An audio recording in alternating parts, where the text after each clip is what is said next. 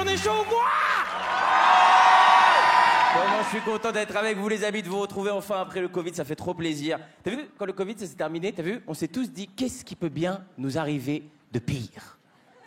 Et t'as Poutine qui a dit, moi j'ai une idée. Fini masque, maintenant casque, tu vas voir. Fini PCR, maintenant nucléaire, on va rigoler. On a vécu une période de fou dernièrement. T'as vu les élections en France? C'était n'importe quoi ces élections cette année.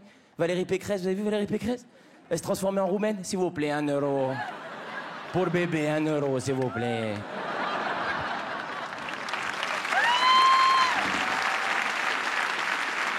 Mais c'est un kiff. Un vrai kiff d'être de retour à Marrakech. Je suis arrivé à l'aéroport. Au Maroc, tout est différent. Tu sais, à l'aéroport, à Paris, quand je suis parti, il y avait une valise à côté du truc des bagages. Et tout de suite, il y a eu une annonce. Tu connais cette annonce? Tout bagage abandonné sera immédiatement détruit. Tu connais cette annonce? Au Maroc, j'ai entendu la même. Mais en plus détente, tu vois, en plus Maroc, quoi, tu vois. Je suis arrivé à Marrakech, il y avait une valise comme ça à côté. J'ai entendu une annonce qui disait tout bagage abandonné appartiendra au premier qui l'a trouvé. Bonne chance. J'ai eu ma mère au téléphone, je lui ai dit que je jouais à Marrakech, que c'était une fierté pour moi. Et elle m'a dit juste, je te demande une chose, Kev, quand tu termines ton sketch, tu dis vive la France et vive le Maroc. C'est très important. Tu termines en disant ça. Et moi, je lui ai dit. Je lui ai dit, maman, pourquoi tu veux que je dise un truc? Elle m'a dit, le Maroc, il t'a donné tes premières émotions, tes premiers Marrakech du rire, tes premières vacances. La France, elle t'a donné une éducation, un public, toutes ces misses. À un moment donné, tu dis, vive le Maroc et vive la France. Du coup, je vous le dis ce soir, les amis, vive le Maroc et vive la France. En parlant du Maroc, il m'est arrivé une histoire de dingue. Moi, ma mère, elle aime bien, à chaque fois que je fais des spectacles à droite à gauche, je lui ramène des produits locaux. Ok, elle aime bien. Et il se trouve que ma mère, elle adore le miel. Donc à chaque fois que je vais quelque part faire des spectacles, je ramène du miel. Sauf que moi, il y a un truc que je savais pas. Tu vois, dès que je suis arrivé, j'étais place Jemal Fna à Marrakech. Et je savais pas, au Maroc, ils vendent un miel aphrodisiaque. Je sais pas si vous étiez au courant. Qui est pas un miel, tu vois. C'est un miel. Moi, je savais pas, tu vois. Du coup, j'arrive place Jemal Fna, je vois un vendeur, je dis excusez-moi, vous avez du miel. Et tout de suite, je sens qu'il y a un truc qui bug. Parce que le mec, il me regarde, il me dit tu veux du miel? Et moi je dis ouais je veux du miel, tu vois. Il me dit tu veux du miel genre rakataka paka fagatak? Je dis ouais je veux du miel rakataka paka fak quoi, tu vois, tranquille. Il me dit t'inquiète pas, on s'est compris, tu veux quelle puissance? Je dis bah puissance de petit-déj quoi, tranquille quoi, tu vois. Et on voit que on comprend pas, tu sais, il me dit ah ouais toi tu veux que ça dure jusqu'à le matin, t'es un malade. Il me dit, sans indiscrétion, je peux te demander c'est pour quelle utilisation, à quel moment, tu vois. Je lui dis, bah écoute, c'est très simple, il y a ma mère qui arrive ce soir. Je sais qu'elle adore ça, donc voilà. Et je sens qu'il y a un truc qui bug, il me regarde, il me dit, pour ta mère? Je dis, ouais, enfin pas que pour ma mère, hein, on aime tous ça dans la famille, on va partager ça avec ma tante, mon cousin. Et là, tu sais, il me regarde, il me dit, Astaghfirullah. Je sens qu'il y a un truc qui va pas, tu vois. Il appelle un collègue à lui, il dit viens voir Souela, viens voir. L'autre il arrive, il dit tu sais qu'est-ce qu'elle veut louer? Il dit non, il dit elle veut du miel. Et là ça recommence, il fait ah tu veux du miel? Il dit pour sa mère, il dit pour ta mère? Astaghfirullah. Et du coup il m'explique, tu vois. Ils me disent mais non, ça c'est pas du miel pour les tartines. Ça c'est du miel pour les coquines. Et moi je dis non les gars, moi c'est pas ça que je veux, moi je veux du miel pour les tartines quoi, tu vois.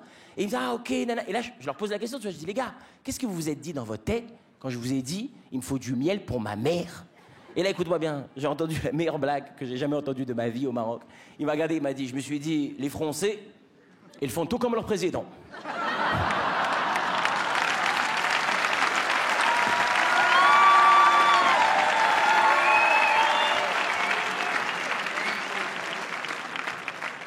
Il m'est arrivé une autre histoire de ouf, les amis, au Maroc, je voulais la partager avec vous. Jamel, il m'a dit, il faut absolument que tu ailles dans un hammam. Tu vas voir, c'est une expérience unique. J'étais dans un hammam. Tranquille, et là il y a un mec qui arrive, un vieux monsieur, il me dit tu veux te faire frotter? Moi je dis vous voulez dire masser monsieur? Il me dit non, frotter. Je dis ouais pourquoi pas, je veux bien tenter l'expérience tu vois. Écoute-moi bien, le vieux monsieur, à un moment donné il a mis un gant avec des clous.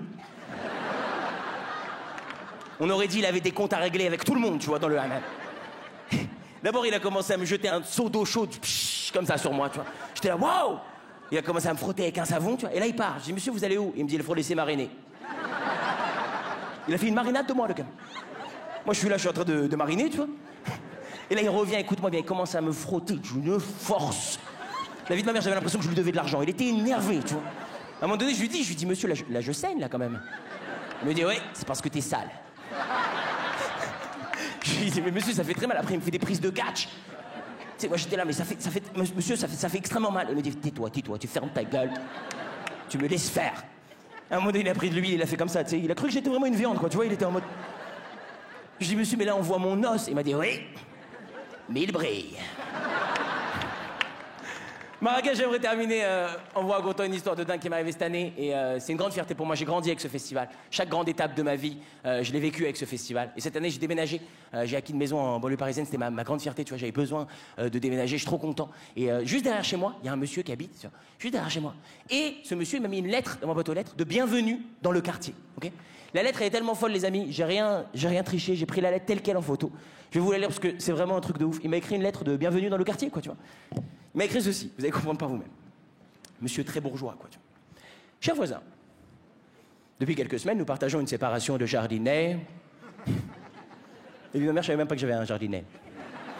À l'arrière de nos demeures respectives.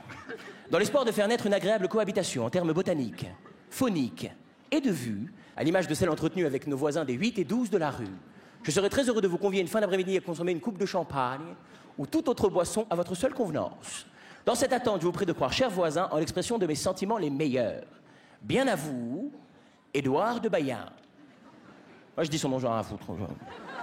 Du coup, je me suis dit, il faut que je lui réponde. Je ne peux pas juste lui dire merci beaucoup pour la lettre, je passerai boire un verre, j'amène du miel, on va rigoler. Je me suis dit à un moment donné, tu vois, faut lui montrer que moi aussi, je suis là en termes épistolaires, tu vois. J'ai écrit une lettre Marrakech, j'ai tout donné.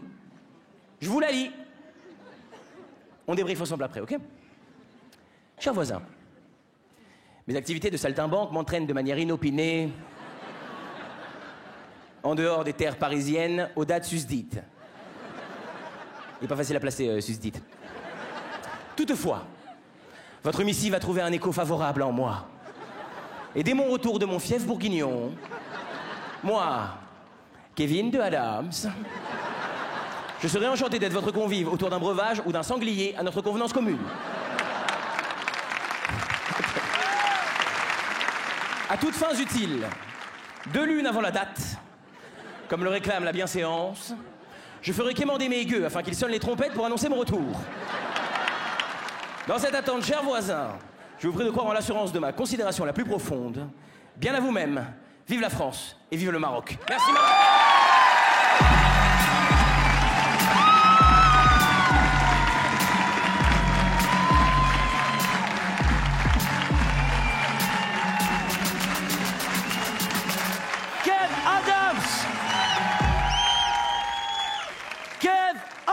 Mesdames, messieurs. Kev, je mets un petit peu de miel de côté, on sait jamais. Ça va, passer une bonne soirée ?